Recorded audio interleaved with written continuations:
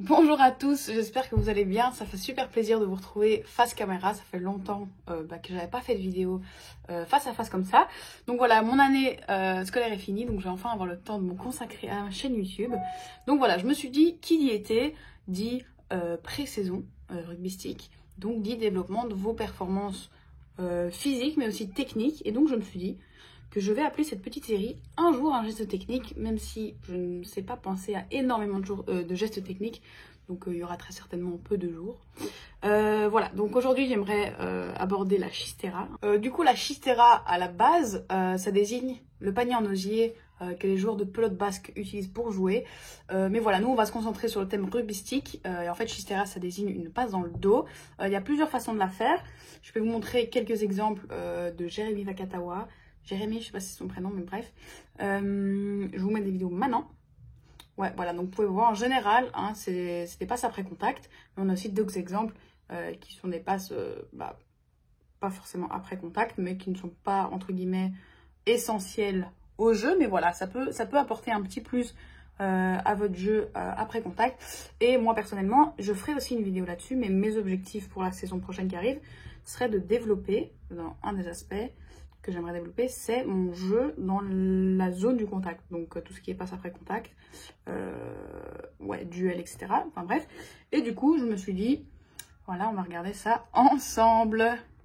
Aussi, avant de commencer cette vidéo, j'aimerais vous demander, quelle chanteuse a dit « Bête de caisse, grosse moula, mais tu rêves de... » Je peux pas vous dire la suite, sinon je vous donne trop d'indices. Donc voilà, on commence direct avec les explications et les exercices.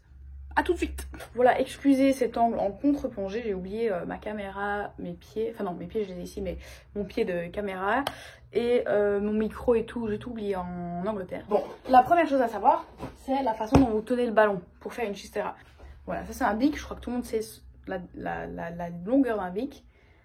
Maman fait la taille d'un bic. Donc, petite main dit, il faut s'adapter. Je crois que si vous avez des grandes mains, vous aurez la possibilité d'attraper le ballon à une seule main et pouvoir facilement le manipuler comme ça. Mais, attendez, je vais un peu descendre ça. Mais moi pas, du coup, ce que je fais, et ce qui serait bien si vous avez des petites mains, c'est qu'on va chercher 3 points de contact. Donc, votre avant-bras, votre main, votre paume de main et vos doigts. Donc, l'idée, c'est de coincer vraiment la balle, comme ceci, entre votre avant-bras, votre paume et vos doigts. Et ici, vous avez énormément de contrôle sur la balle.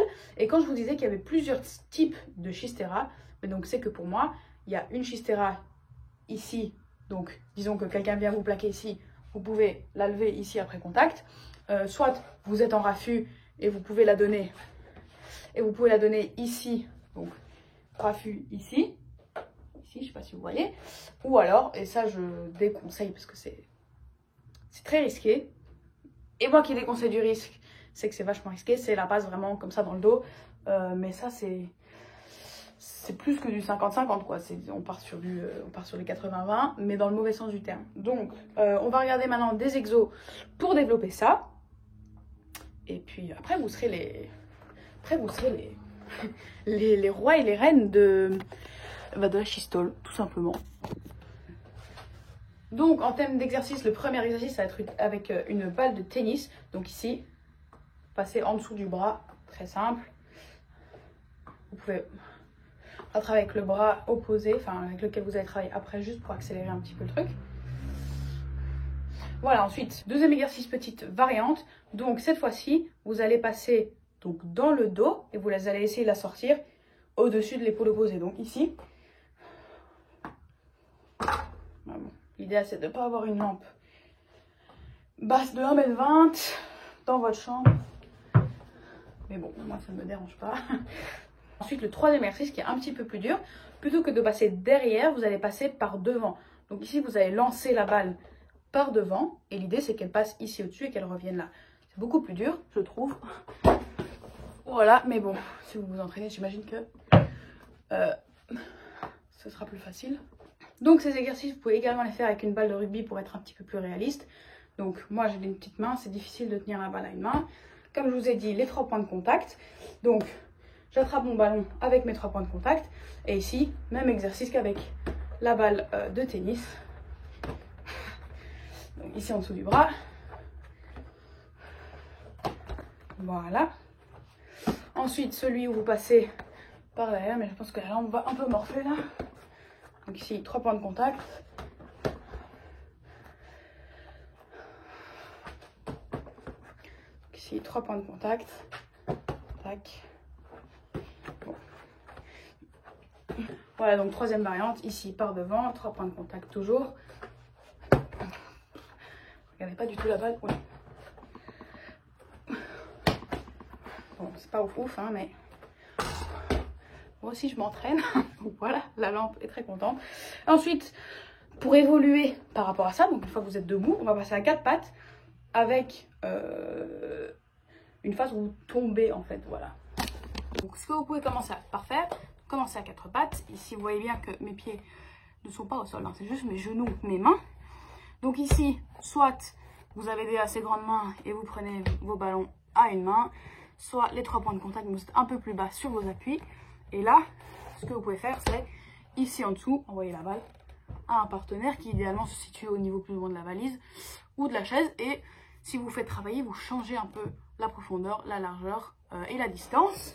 La variété, la variante de l'exercice. Vous avez toujours vos ballons, vos 3 points de contact. Ici, en tombant, donc idéalement avoir un partenaire, sinon vous envoyez juste dans les airs. Je vais mettre un petit coussin parce que c'est du parquet. Donc 3 points de contact, ici en tombant, j'envoie.